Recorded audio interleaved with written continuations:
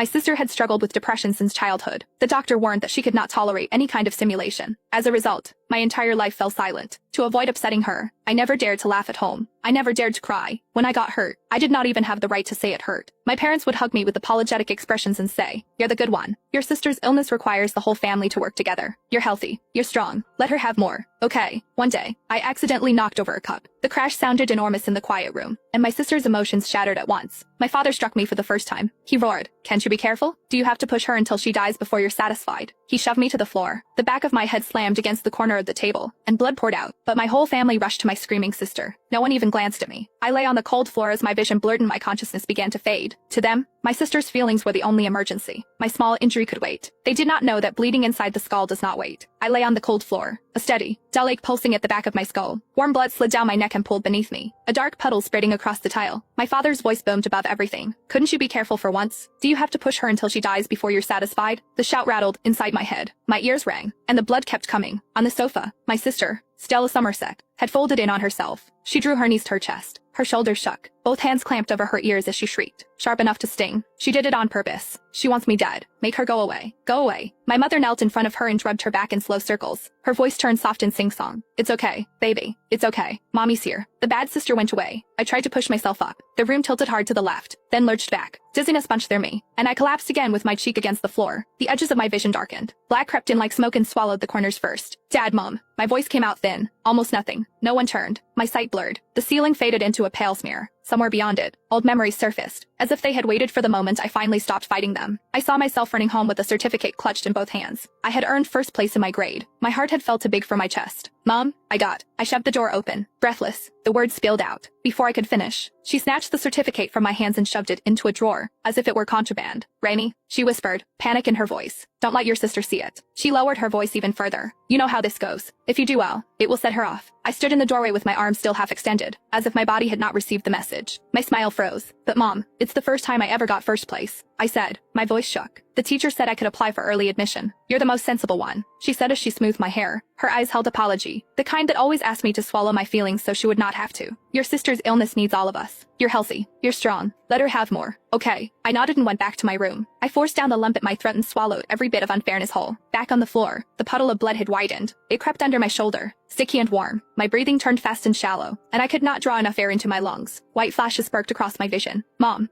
I tried again. This time the word scraped out of me. "It hurts." My mother finally glanced over her shoulder. She frowned as if I had interrupted something important. "Rainey, stop it," she said. "Can't you see your sister is unwell?" "Wait." My sister's screaming spiked even higher. "Make her leave. Make her go away." She grabbed a glass from the coffee table